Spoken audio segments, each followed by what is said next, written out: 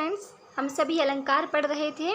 तो आज मैं आपके लिए वक्रोक्ति अलंकार लेके आई हूँ। ये 12th और कंपटीशन एग्ज़ाम की दृष्टि से बहुत आईएमपी है। 12th में तो ये अक्सर पूछा भी जाता है। तो आइए समझ लेते हैं वक्रोक्ति अलंकार को। वक्रोक्ति वक्रधन उक्ति का अर्थ होता है टेढ़ी मेढ़ी उक्ति या टेढ़ा मेढ़ा कथन। टेढ़ा मेढ़ा कथन या टेढ़ी मेढ़ी युक्ति, ये वक्रोक्ति अलंकार। तो जब वक्ता द्वारा कही गई बात का श्रोता द्वारा, यहाँ पे दो शब्द हैं, वक्ता और श्रोता। तो वक्ता का मतलब है जो इंसान बोल रहा है और श्रोता का मतलब है जो सुन रहा है। श्रोता द्वारा जानबूझकर अलग अर्थ कल्पित या चमत्कारपूर्ण अर्थ लगाया जाए और उसका उत्तर दिया जाए, वहाँ वक्रोक्ति अलंकार होता है। मतलब जो कहने वाला व्यक्ति है वो कुछ और अर्थ में बात बोल रहा है, लेकिन सुनने वाला उसका अर्थ दूसरा ले लेता है, उसे दूसरे अर्थ से अभिप्राय निकाल लेता है और उसका उत्तर देता है। तो ये वक्रोक्ति अलंकार के अंतर्गत आता है। इसका प्रयोग दैनिक जीवन में भी देखते हैं कि सामने वाला कुछ और बोलना चाहता है और हम उसको अक्सर टेढ़ा कथन निकाल लेते हैं, उसका कुछ और अर्थ निकाल लेते हैं। तो यही वक्रोक्ति अलंकार होता है। आइए देखते हैं आगे।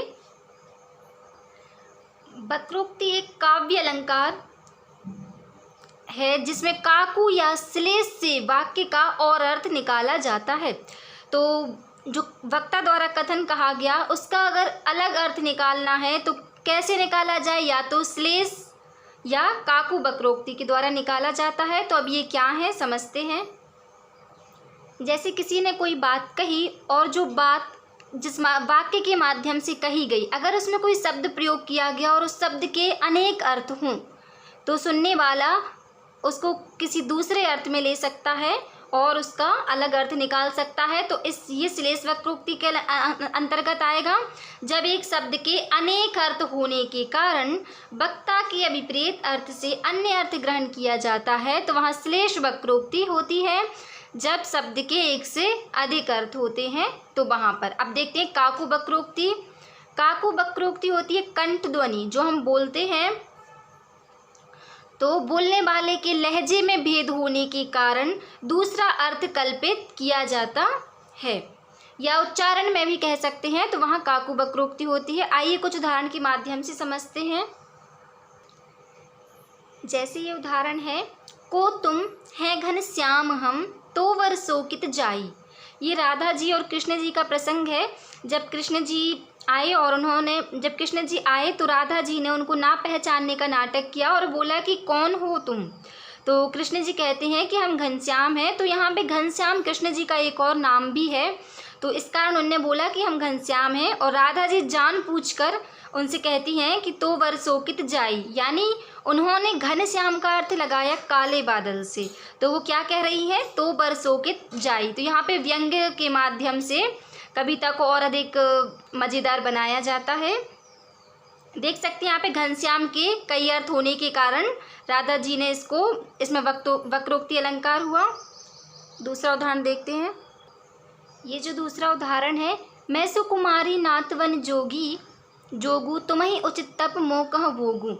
इसका ये प्रसंग है जब राम जी और सीता जी के बन जाने की बात चल रही थी। तो राम जी ने सीता जी से बोला कि तुम सुकुमारी हो तो तुम वन में कैसे रहोगी। तब सीता जी ने बात को, वो वन तो जाना चाहती थी लेकिन बात को उनने व्यंग्यात्मक दृष्टि से कहा कि मैं सुकुमारी हूँ और आप ही उचित तप कर सकते हैं, मैं इन सबको कैसे कर सकती हूँ क्योंकि आप तो सुकुमार है ही नहीं। मतलब उनके कहने का मतलब था कि आप भी बन जा सकते हैं तो मैं क्यों नहीं जा सकती, वो बन जाना चाहती थी। तो यहाँ पे वक्रोक्ति अलंकार है। अगला उदाहरण देखते हैं। एक कबूतर देख हाथ में पूछा अपर कहाँ है, उसने कहा अपर कैसा बह तो उड़ गया सपर है। तो यहाँ पे अपर जो है उसके दो मीनिंग होते हैं, दो अर्थ होते हैं। एक तो है कि अपर दूसरा कबूतर और अपर का अर्थ है पंखहीन।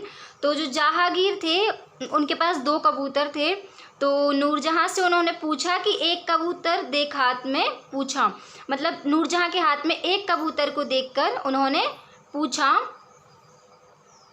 कहाँ अपर है, मतलब दूसरा कबूतर कहाँ है। जहांगीर के कहने का मतलब था कि दूसरा कबूतर कहाँ है। तो नूरजहाँ जो थी उन्होंने कहा कि अपर कैसा। नूरजहाँ ने इस अपर का अर्थ क्या लगा लिया, पंखहीन। तो उन्होंने कहा कि अपर कैसा, देखो बह तो उड़ गया, सपर है मतलब पंख बाला है, बह तो उड़ गया। जबकि जहांगीर का क्या कहना था कि अपर मतलब दूसरा कबूतर कहाँ है।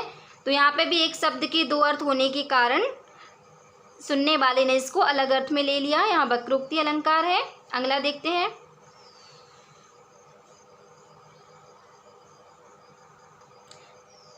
अच्छा, यहाँ पे ये उदाहरण है, जैसे हम कहें किसी को कि जाओ मत बैठो, मतलब मत जाओ बैठ जाओ। और फिर मैं कहूँ कि जाओ मत बैठो, मतलब चले जाओ यहाँ मत बैठो। तो इसी तरह एक और उदाहरण था, रुको मत जाने दो, रोको मत जाने दो। तो जहाँ पे सिर्फ एक ही किसी चिन्ह के माध्यम से अर्थ डिफरेंट हो जाता है। अगला उदाहरण वही राधा जी और कृष्ण जी का है कि कौन तुम। राधा जी पूछती हैं कि कौन हो तुम। तो श्री कृष्ण जी कहते हैं मैं हरि राधे। अब देखिए यहाँ पे हरि विष्णु जी का नाम है, तो ये कृष्ण जी का भी नाम हुआ, उनको कहा जाता है। तो राधा जी ने इस हरि का मतलब क्या निकाला, बंदर। यानी हरि के दो मतलब होते हैं, तो उन्होंने तीन होते हैं। यहाँ पे हरि का मतलब उन्होंने बंदर से ले लिया। तो वो क्या कहती है कि यहाँ क्या काम, यहाँ तुम्हारा यहाँ क्या काम है, जाओ वन में, यानी वन में चले जाओ। वो बंदर समझ के कहती हैं ऐसा। तो यहाँ पे भी वो जानबूझकर अर्थ को अलग तरीके से ले रही है। यहाँ पे भी वक्रोक्ति अलंकार है। अगला उदाहरण है हे शैलजा। अब ये शैलजा पार्वती जी को कहा जाता है। तो यहाँ पे लक्ष्मी जी पूछ रही है पार्वती जी से कि हे शैलजा पशुपालक कहाँ। पशुपालक कौन थे, शिव जी को कहा जाता है पशुपतिनाथ, पशुपालक। तो वो शिव जी के लिए पूछ रही हैं कि पशुपालक कहाँ है, शिव जी कहाँ हैं। तो पार्वती जी कहती हैं यमुना तट गयो ले धेनु, मतलब उन्होंने पशुपालक गाय चराने वाले को समझा और बोल दिया कि यमुना तट गया है धेनु को लेकर। जबकि लक्ष्मी जी का पशुपालक से आशय था शिव जी से।